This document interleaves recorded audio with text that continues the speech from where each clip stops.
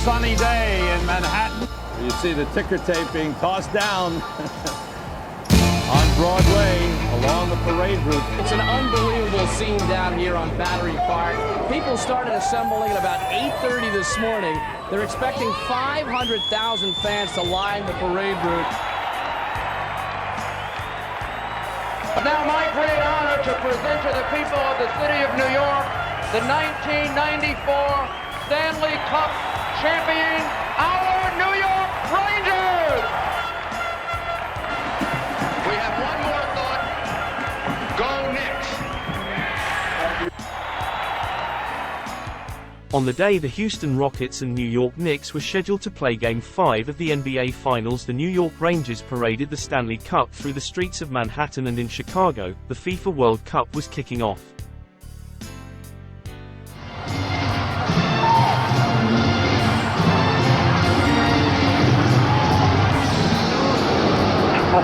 We'll reward with our cheers the courage and skill of all the players. Good luck to you all, and welcome to the United States. Thank you. One unprecedented event would also occur on June 17, 1994, that would captivate the American public. Good strong run, left wing, centered, and right on goal, the save.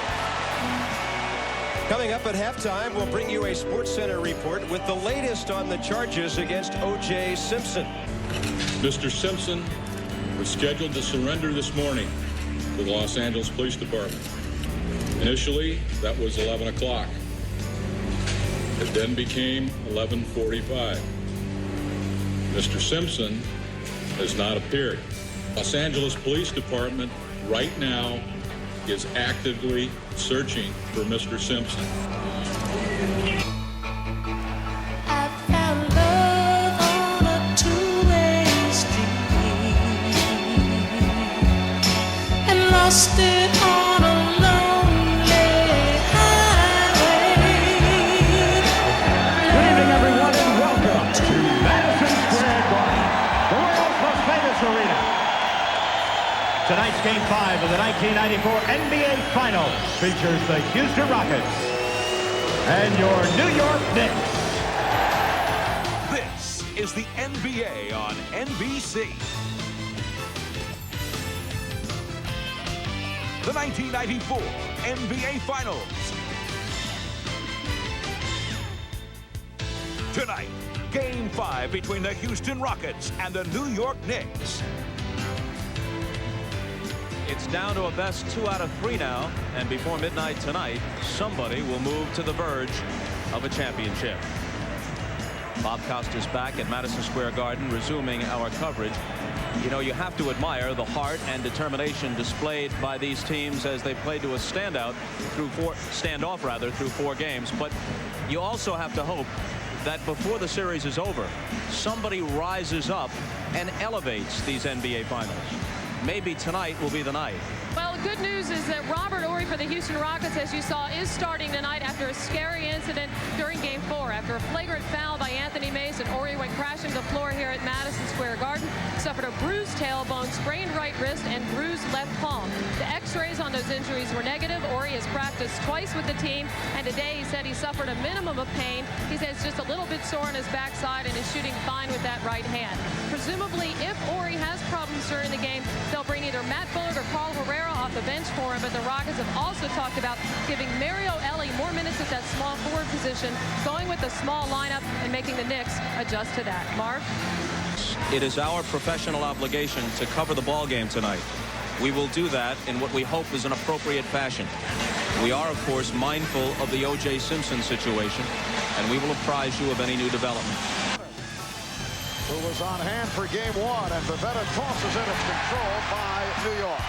John Starks met immediately by Vernon Maxwell. Derek Hoffer being played by Kenny Smith.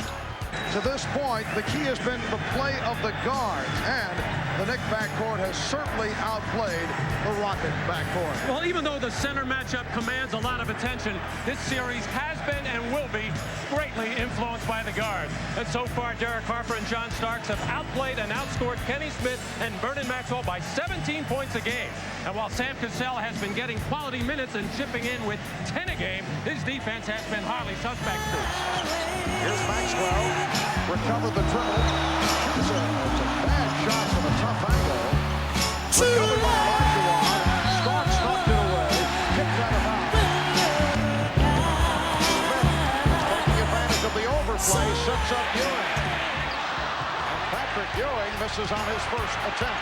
As for that marquee matchup at center, it has been a case of too many shots taken by Patrick Ewing the last two games. 17 of 57, just under 30% shooting. But in the case of Hakeem Olajuwon, appears to be emerging, coming off that 14 for 20, 32-point performance on Wednesday night. Pretty pass from Ori. That's what he wants more. He wants more of that kind of pass so he can either shoot it or drive it.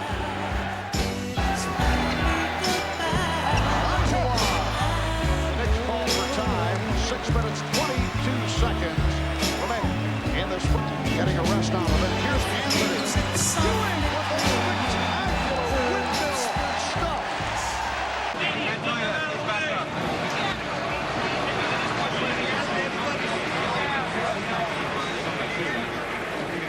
On press row during the NBA Finals, they have the monitors right there. I look back, and I see this car chase going.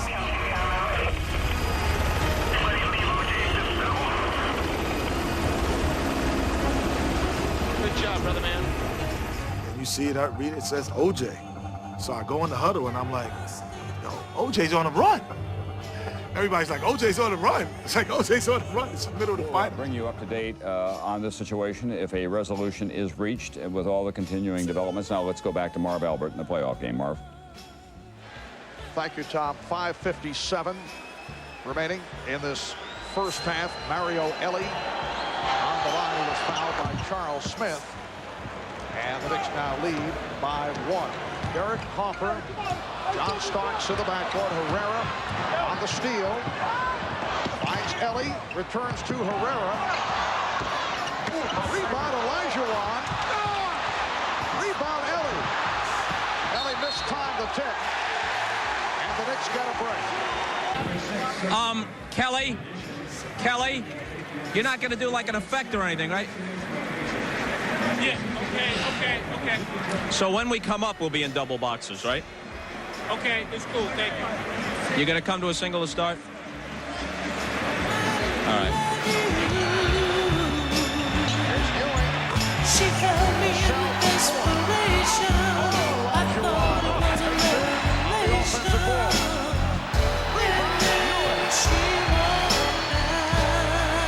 With a minute 40 to go in this first half, we will send it to NBC News. Here's Tom Brokaw. Thank you, Marv. We are looking once again at pictures of Al Cowling's cars that makes its way along a freeway in Los Angeles in the south central part of that area. And we are told by the California Highway Patrol that OJ Simpson is in that car holding a gun to his head. He has been in touch with a police highway dispatcher saying he wants to be taken to his mother. He wants to see her. Back to you, Marv. All right, Tom, it is obviously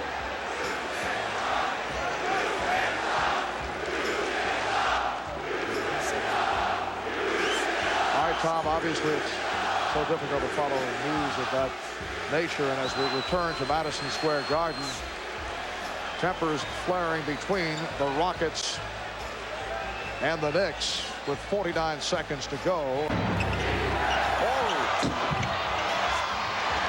back comes Starks. Mason ahead of the field, and he's fouled by Ori. Fouled hard by Ori. You'll recall back in game 4, it was Ori fouled hard, his lower back and his wrist, and now John Starks had something to say to Robert Ori, and this is being called a flagrant foul. And John Starks and now Maxwell are being teed up as well by referee Eddie Rush, as the officials, all they can do right now just to keep it. In fact, this series has been quiet, which certainly can be considered unexpected. These are two very emotional teams. This is the first series of incidents that we have seen. This is Bob Costas back at Madison Square Garden. The Knicks and the Rockets have reached halftime, but before we talk about basketball, let's return to Tom Brokaw for a report on the still developing OJ Simpson story. And here's Tom at our Manhattan studios. Tom? Bob, we are witnessing tonight a modern tragedy and drama of Shakespearean proportion being played out live on television. Welcome back to Madison Square Garden in New York. Marv Albert with Matt Gukas. A look at the Miller Genuine Draft halftime statistics. People are going to the freeway, parking their cars, More aggressive against the puck, beat it to the basket, or at least to the baseline. waving at OJ, we're told, as they drive by.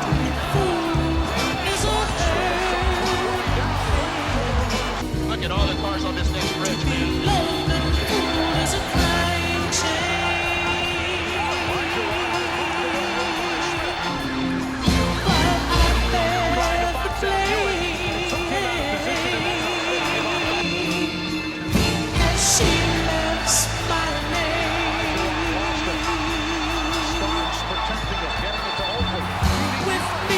Softly playing, her lips were gently saying, honey, I love you. She held me in desperation. I thought it was a revelation. And then she walked out. Will Brokaw go to a commercial, and we'll take it off the commercial? All right, is Brokaw going to send it to me? Why don't you have him not send it to me? There's no transition. I tried it. It sounds so callous. I think it has to be no choice but to proceed with the coverage of the game. And we will do that, as we'll join Marv Albert and Matt Gukas after these messages, and you have to insert a commercial. You just got to, I don't know when you're going to come to me on camera. Yeah, but I've already said I'm Bob Costas. And there's a mixture of Los Angeles policemen, California highway patrolmen, and policemen from some of the outlying suburbs, and they do not appear to be preparing for any kind of standoff. For those of you who've been watching the game, the third quarter has just ended 61-61. The Knicks and the Rockets at Madison Square Garden before the series moves on to Houston. We'll be getting back to that when we have a resolution of this highly dramatic and compelling scene that we are watching now coming up in Los Angeles at 8 o'clock in the evening. Score now 65-61 Houston. We're in the fourth quarter. Okay, as soon as there is some kind of a resolution of all of this, we'll be back. Let's go back now to Madison Square Garden. Thank you, Tom. As we mentioned earlier, it is difficult to make the transition from what is taking place in Southern California, but of course we will keep you posted on developments. And we're ready to go back to Tom Brokaw and NBC News coverage. Here at Madison Square Garden, 6:49 remaining. In the third, the Knicks now lead by 1. In the third, the Rockets turned it around after trailing by as many as 13, ending the quarter with an 18-5 run. Rockets 5 of 8 from the field in the fourth quarter. Knicks have outscored the Rockets 11-10 thus far. Tom Brokaw aptly described the circumstances surrounding the O.J. Simpson story as not just tragic, but now surreal. And it is also somewhat surreal for us to sit here and do the only thing we can do until we hear of new developments, which is to continue with our coverage of this basketball game. The Knicks with an 83-80 lead, and they have been sparked by the best all-around performance of these finals by Patrick Ewing, who a moment ago came up with his 8th blocked shot that ties a finals record. Bill Walton had 8, 77 for Portland, and Hakeem Olajuwon with 8 for the NBA Finals in 1986. The Knicks 83, the Rockets 80. Mike, I'm always reminded of when I was an assistant with the Knicks in '94, the O.J. chase took place in Game 5. That summer, Pat Riley always went back out to L.A. And he ran into the driver of the car, A.C. Cowens, at a car wash. And A.C. Cowens knew Coach Riley peripherally, waved him over, and proceeded to tell him the story of why they were driving so slow was OJ wanted to hear the end of the game on the radio before he pulled in. And when Coach Riley told us that story, I was like mesmerized by, you know, what really goes on. Like I could just see him having the gun to his head saying, turn up the radio, AC, so I can hear the last few minutes.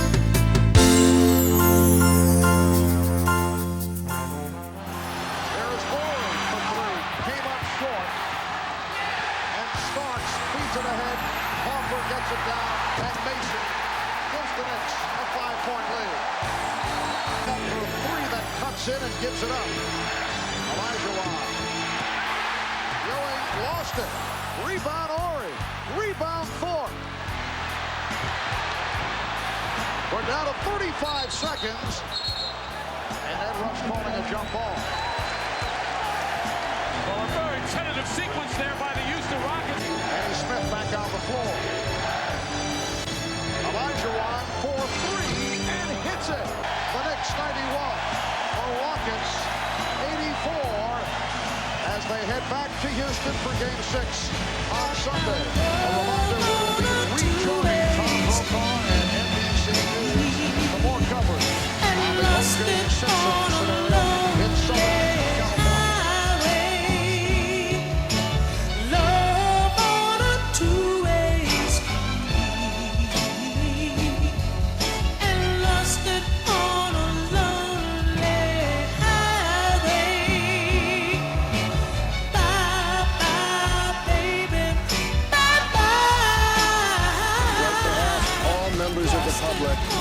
To please reserve any judgment on this case until the evidence is reviewed and presented in the court of law.